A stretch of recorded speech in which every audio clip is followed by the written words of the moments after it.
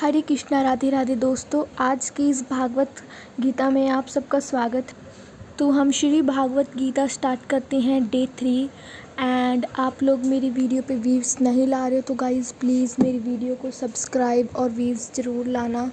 मेरी वीडियो ऐसे ही बेकार जा रही है और भागवत गीता सुनने के लिए तो सभी एक्साइटमेंट होते हैं, तो प्लीज़ तो एक बार ज़ोर से नारा लगाते हैं, हरे कृष्णा राधे राधे, जय बाके बिहारी जी की, जय गणेशाय, ओम नमः शिवाय। तो स्टार्ट करते हैं। संजय उवाच। संजय बोले, उस प्रकार करुणा से व्याप्त और आंसुओं से पूर्ण तथा व्याकुल नेत्रों वाले शोक युक्त उस अर्जुन के प्रति भगवान मधुसूदन ने यह वचन कहा।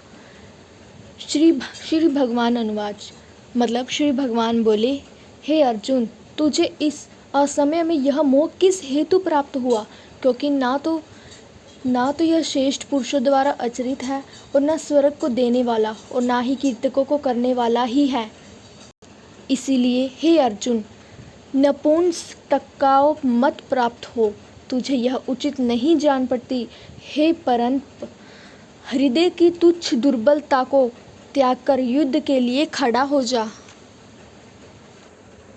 अर्जुन बोले, हे मधुसूदन, मैं रणभूमि में किस प्रकार लड़ूंगा? बाणों से भीष्म पितामह और द्रोणाचार्य के विरुद्ध लड़ूंगा, क्योंकि हे हरिसूदन, वे दोनों ही पूजनीय हैं। इसीलिए इन महानुभाव गुरुजनों को मारकर मैं इस लोक में भिक्षा का अन्न भी खाना कल्याणकार नहीं समझता हूँ, क्योंकि गुरुजनों को मारकर भी इस लोक में रुधिर से सने हुए अर्थ और काम रूप भोगों को ही भोगूंगा।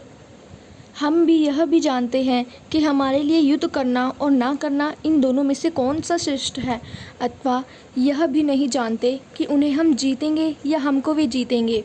और जिनको मारकर हम जीना भी नहीं चाहते, वे ही हमारे आत्मीय धृतराष्ट्र के पुत्र हमारे मुकाबले में खड़े हैं। इसीलिए कायरता रूप दोष से उपहत और स्वभाव वाला तथा धर्म के विषय में मोहित हुआ है, आपसे पूछता हूँ कि जो साधन निश्चित कल्याणकारक हो वह मेरे लिए कहिए, क्योंकि मैं आपका शिष्य हूँ। इसलिए आपके शरण में मुझको शिक्षा दीजिए, क्योंकि भूमि में निष्कंटक धन धान्य संपन्न राज्य को और देवताओं स्वामीपने को प्राप्त होकर भी मैं उस उपाय को नहीं देखता हूँ जो मेरी इंद्रियों के सुखाने वाले शोक को दूर कर सके।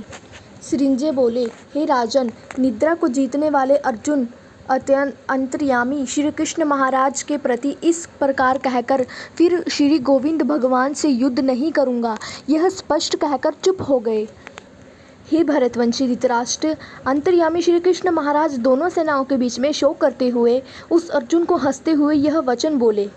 श्री भगवान बोले, हे अर्जुन, तू न शोक करने योग्य मनुष्य के लिए शोक करता है और पंडितों के से वचनों को कहता है, परंतु जिनके प्राण चले गए हैं उनके लिए और जिनके प्राण नहीं गए हैं उनके लिए भी पंडित जन शोक नहीं करते। ना तो ऐसा ही है कि मैं किसी काल में नहीं था, तू नहीं था, अथवा ये राजा लोग नहीं थे, और ना ऐसा ही है कि इससे आगे हम सब नहीं रहेंगे। जैसे जीवात्मा की इस देह में बालकपन, जीवानी और वृद्ध व्यवस्था होती है, वैसे ही अन्य शरीर की प्राप्ति होती है।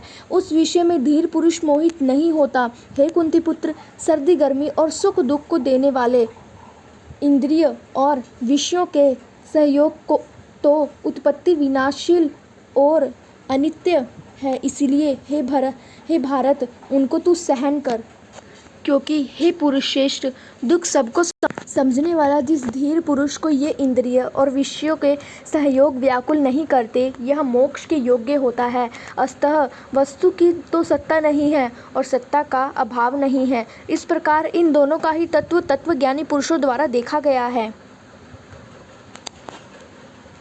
इसीलिए जोर से बोलिए, हरे कृष्णा राधे राधे। आज के लिए इतनी भागवत गीता प्राप्त है। देखो हमारे लड्डू आपको किस तरीके से निहार रहे हैं। इनके लिए एक सब्सक्राइब ज़रूर करना, और वीव्स तो आएंगे ही जब आप सब्सक्राइब करोगे तो। और श्रीमद् भगवत गीता का बहुत ही ज़्यादा ये सभी ग्रंथों का निचोड़ होता है, जिसे सुनने मात्र से इतना मोक्ष प्राप्त होता है, पुण्य मिलते हैं। और इनको सुनकर तथा देखकर प्लीज़ गरीबों को कुछ दान ज़रूर दीजिए। गायों, भैंसों और कुत्तों को भी रोटी ज़रूर खिलाइए। धन्यवाद।